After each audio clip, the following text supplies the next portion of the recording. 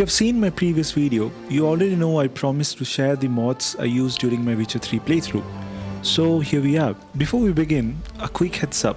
I've added timestamps so you can jump to any mod you're curious about, and I've left all the links in the description below. And I wanted to make one thing very clear from the start. I didn't use any heavy mods, no overhauls, no system rewritten, no mechanics broken. I wanted the game to still feel exactly like The Witcher 3. Everything you're about to see is focused on quality of life and immersion.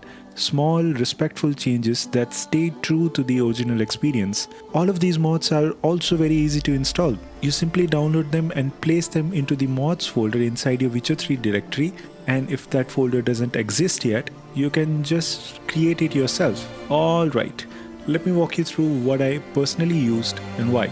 During my first few hours exploring caves and forgotten ruins, I noticed something surprisingly frustrating. Every time I pulled out a torch, Geralt suddenly became awkward to control.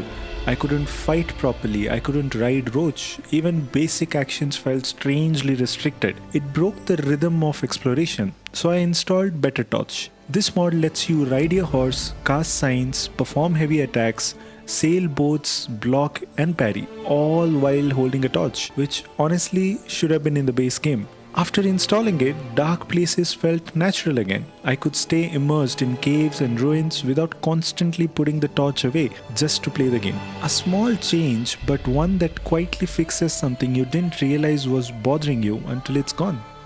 At the beginning of every new region, I like to explore slowly, walking the roads, letting quests find me, taking in the scenery. That's part of the Witcher experience. But after spending dozens of hours in the same area, sometimes you just want to move on efficiently. Normally that means running back to a signpost over and over again. And sometimes those signposts are very far away. So I added fast travel from anywhere.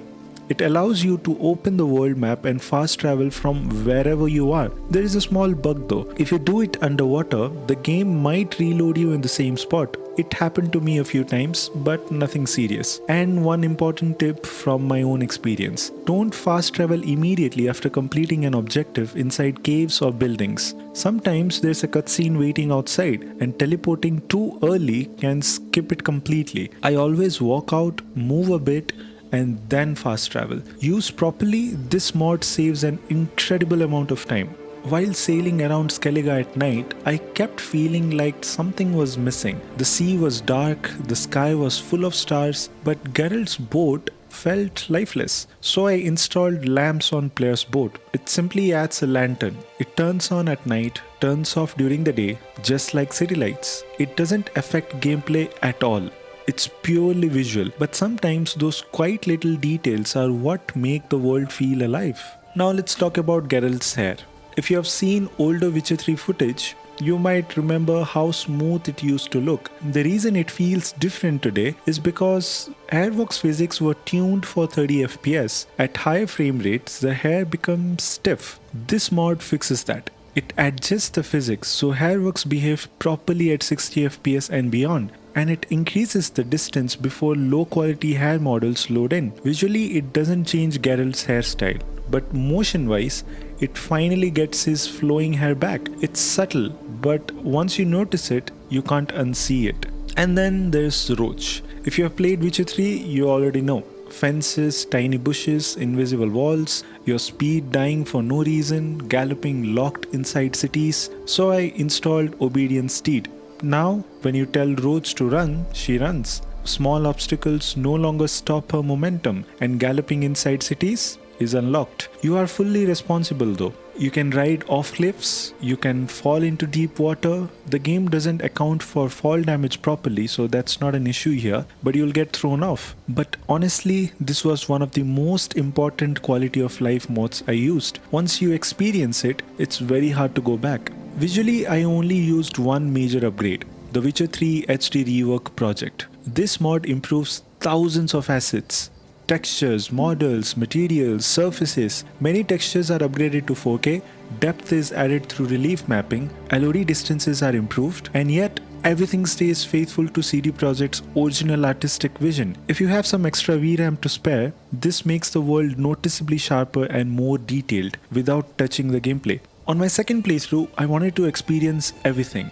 Even the small moments, the random encounters, the quiet side stories you can easily miss. That's when I installed events. This mod gives all unmarked quests proper journal entries and objectives. Every possible outcome is tracked. And the best part, it can even be installed mid-playthrough. It helped me keep track of small stories instead of accidentally walking past them and never knowing what I missed.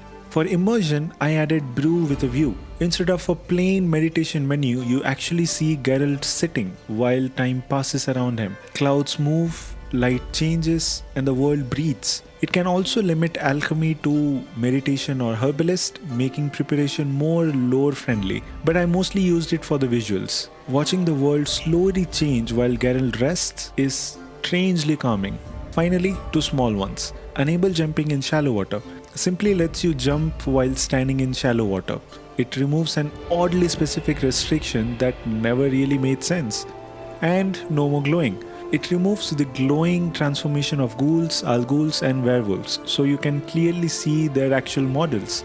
Small changes, but welcome ones. So yeah, that's my setup.